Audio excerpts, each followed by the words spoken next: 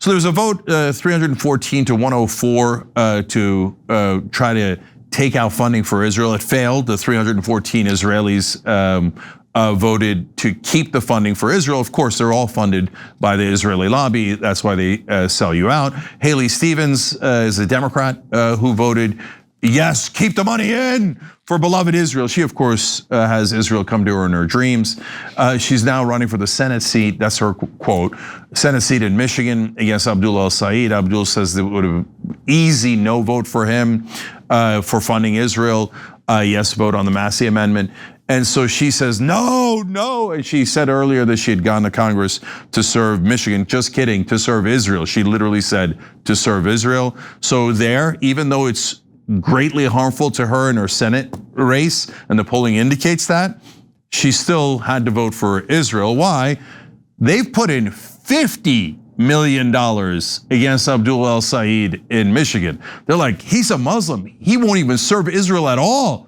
We have to find a traitor like Haley Stevens and send us her $50 million plus dreams. So she votes for us, but that was kind of expected. Now we go to others chastising the Democrats from the Republican side. So both sides, you know, the Uniparty, saying, how dare you vote against Israel? This is Mike Pence's spokesperson, Jonah Wendt, and he wrote, here are the 103 Democrats who just voted to cancel US military aid to Israel. The Democratic Party has a massive anti-Semitism problem. That's right. If you don't take your wallet out and hand it over to Benjamin Netanyahu, anti-Semite. Okay, if you don't let Netanyahu come in and steal your VCR, I was about to say your VCR. How old am I? Okay, your TV, your computer, everything you own, you're an anti-Semite. Okay, how dare you vote for your country instead of a foreign country, anti-Semite? So Nikki Haley jumps in, former governor of South Carolina and ran against Trump in the Republican primary for president, says Democrats have drawn a reprehensible line in the sand when it comes to Israel because 103 of them voted to strip away funding. She says, she quotes Genesis 12:3, I will bless those who bless you, and whoever curses you, I will curse. And all the peoples on earth will be blessed through you. So that's from the Schofield Bible, which is a brilliant Zionist trick to put a line into the Bible that says you should support if a Zionist state of Israel comes, you should support that. Note to people who read the Bible, it was written before 1948. The country of Israel. I can confirm that. Yeah, you can. There's a reporter confirming it right there. Yeah. Okay, yeah. Israel, the country, the nation, the government of Israel did not exist when the Bible was written. Anyways, here's Nikki Haley saying, if you Americans dare to defy my beloved Israel that has given me millions of dollars in campaign contributions and the only reason why I'm a relevant candidate for any race, you'll be cursed by God. She's saying that to us, that America will be cursed if we don't bow and kneel to Israel. I don't know anything that's less America first than that. Now back to the Democrats because it's a uniparty. Real quick, let's talk about something that holds way too many businesses back. You've got a great idea, you've got momentum, but you're stuck because you don't have the right person to execute on it. And hiring, full-time recruiting takes weeks you don't have. Here's a tip, you don't have to do it all yourself. Upwork is a one-stop platform to find, hire, and pay expert freelancers across web and software development, data and analytics, marketing, business operations, and more. Upwork helps grow your business by giving you fast access to specialized talent across more than 125 categories, so you can fill skill gaps, launch projects faster, and scale support up or down without committing to full-time headcount. You can browse profiles, review past work, and get help scoping the role so you can hire with confidence and get started quickly. With Business Plus, you can access the top 1% of talent on Upwork, and with AI-powered shortlisting, you'll get matched to the right freelancer in under 6 hours. No endless searching required. Upwork also cuts down operational hassle by handling things like contracts and payments in one place, so you can spend more time running the business. Thousands of growing businesses already trust Upwork to hire flexible, high-quality freelance talent for everything from one-off projects to ongoing support. It's free to sign up and posting a job is easy. Visit Upwork.com right now and post your job for free. That's Upwork.com to connect with top talent ready to help your business grow. That's UPWORK.com. Upwork.com. Fetterman says if our party ever becomes and just makes it official the anti-Israel party, that's when I would leave, because that's been a moral clarity for me. To which I say, good riddance. Can't happen quickly enough. By the way, Ryan, I've always been kind of amused by that, right? So we've in our careers seen different people switch parties. And they go, usually base it on one, maybe two issues, right? And in this case, he's like, well, if you don't, get on your knees for Israel, then I want nothing to do with this party.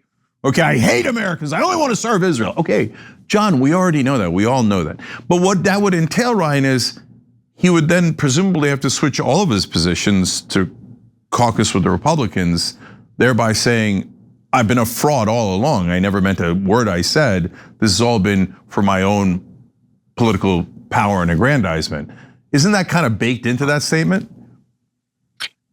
It is, and that's why several months ago when he was asked about this, he said no. Like, I'm not going to leave the Democratic Party because 90% of the things that I believe in, the Republican Party is against. So like he agreed with you just a couple months ago. Apparently that's out the window if they get, luckily for him, like there's still going to be half the Democratic Party in elected office who's going to be pro-Israel. Like I don't think that he's at any risk of being in a full-on anti-Israel party anytime soon. All right, so I'm going to say something wonderfully outrageous. Look, Fetterman, I'm going to ask if you know, because I don't know and I don't know anyone who knows. Is he Jewish? And I'm not asking that in a negative way. I actually think that if he is, I get it. I grew up with Turkish propaganda. If he grew up with propaganda, like I get it more, right? If he isn't, then I have my outrageous theory. Does anybody in Washington know or no? I don't think he's Jewish. I have never thought about that. I don't. He's never said what religion he is, which is already weird and curious, as far as I know. Okay, anyways.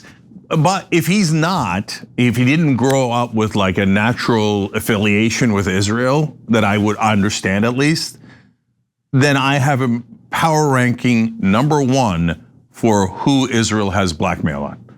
Like every video of this looks like a hostage video. And he's so extreme for no reason. Like, oh, I'm going to antagonize every voter I have. 80% of Democratic voters are against Israel. He's like, I will draw the line on Israel. I love it so much, you anti-Semites. Like, what is that about? The problem with that theory is that I don't even necessarily think that the pro-Israel world in DC finds him to be helpful.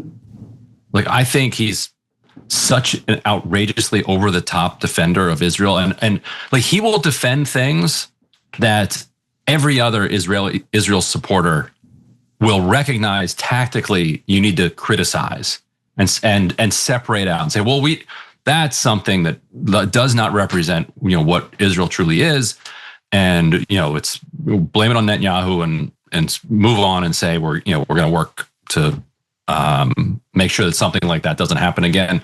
To have him out there in such a vitriolic, like clearly nasty, like just mean-spirited way, I don't think actually does them favor. So like if they did have blackmail, I think they'd be using it to dial him back. Like no, like, Ryan, guy, you're not helping right now. No, you're being too rational. The Israelis at this. He also had a stroke and his brain broke. I think that's got to play into it. Yeah, that might play into it. That's much more plausible. The Israelis have no brakes in their car. So if you told them, what should we have our puppets say? They would say, Israel is God and you would be cursed. And I think the Israeli government has no brakes on its foreign policy, but I think the Israeli lobbying operation in DC is very sophisticated. And good at, like, they've got Democratic majority for Israel to deal with the Democrats. They got, AIPAC now mostly Republican. They've got then NORPAC that's like a little bit more extreme. Like they got different people working on different universities. Like they're they're very good, and I think they're better than John Fetterman. Like, I don't think that they would design him in a lab and say, this is what we need to make our agenda more palatable to the American public. Yeah. Instead, they might go with Rahm Emanuel, who's far more sophisticated. Yes. Okay, but last thing on this, Ryan, real quick. His sanction thing is amazing, by the way. Who, Rahm Emanuel? Did you see his idea? That if an Israeli bank is working in the settlements, that the Israeli bank needs to be sanctioned. Yeah, that would be the entire Israeli financial infrastructure. No, it's amazing. I don't believe him at all, but I'm glad that the movement has pushed him to that position, right? Yeah. So look, the last thing is, so you're a reporter in Washington for Dropsite News, so obviously very different than the mainstream media reporters, but I am curious about your interactions with them. Like, look, we see this and we all see that the money going through AIPAC to all these people, like they used to try to trick people and call them anti-Semites and stuff if they noticed that the 94% of Congress is being funded by the Israeli lobby. Are the reporters in DC still mental? Like, do they still think that if you point out that most of Congress is funded by AIPAC, that you're some vicious anti-Semite, and that's not true, and they just can't look at numbers, and they don't understand that money actually affects politicians, and they think politicians are wonderful, honest people? I mean, are they that stupid, or are they purposely lying in their articles because they're worried they're going to get fired? No, they now see opposition to AIPAC as a pragmatic political move that a member of Congress can take for non-anti-Semitic reasons. Like we're at that place now because it is such an electoral liability. And reporters in Washington understand that the number one priority of a member of Congress is to either stay a member of Congress and then at some point, become like some super rich lobbyist. But in the meantime, they really want to stay in power. Like the power to them is more interesting than the money. Like Joe Crowley, for instance, is fantastically rich right now compared to how much money he had while he was in Congress. I bet he would truly rather be in Congress. That's what power is worth to these folks. And so they now recognize that siding unapologetically with Israel while it's carrying out a genocide comes with political risks, and that members of Congress believe that without being anti-Semitic. So there is a more pragmatic coverage of it or an ability to look at it. Yeah, but I mean, look, than there has been before. But Ryan, you're partly saying like they still think it's anti-Semitic because they're morons. But they're saying, but since all the voters in the whole country are anti-Semites, we get the political pressure on the Democratic politicians. Well, a lot of voters are young. But the main question is, sorry, I'm going to let you finish that thought in a second. The main question is, like, do they not understand that money might affect politicians? Are they really, really that unintelligent? No, and I think that they definitely understand that. And AIPAC getting so heavily into the super PAC game, and AIPAC then moving money through these shell PACs to try to cover their tracks so that it's not clear that it's AIPAC spending the money until the primary is over. Like a lot of reporters who've done reporting on this have themselves then gotten called anti-Semitic. They're saying like, oh, you're accusing like Jews of like operating behind the scenes and pulling strings. And the reporters are like, no, we're not saying that at all. We're saying that AIPAC, which is a Christian and Jewish organization, but it's pro-Israel. It doesn't matter what the religion is of the donor. It's a pro-Israel group that is not spending through its own PAC. It's setting up other shell PACs so that it can influence this campaign without its fingerprints on the campaign. Like, we're just describing reality, what's happening. That doesn't mean we're endorsing these anti-Semitic tropes. And so I think so many reporters and others have gotten caught up in these cynical attacks that it has defanged them in a serious way to say, like, oh, you're accusing me of being anti-Semitic when I'm just reporting honestly on what's happening in this campaign. Well, maybe their attacks on other people also need to be looked at with more skepticism. Oh, wow. A little dose of reality in DC. Didn't think that would come. Breaking through. Okay, all right. Creeping in. Think about what a hilarious conversation this is, guys, for if you're watching out there. Like, all the reporters in DC are so blind and stupid that for the first time they are beginning to think maybe the whole country isn't anti-Semites because they finally experienced false charges of anti-Semitism for the first time. They're like, that's weird. We believed that you were all bigots and hated Jews and that was the only reason you opposed Israel. But it turns out it might be because of a genocide. Reporters. Every time you ring the bell below, an angel gets his wings. Totally not true, but it does keep you updated on our live shows.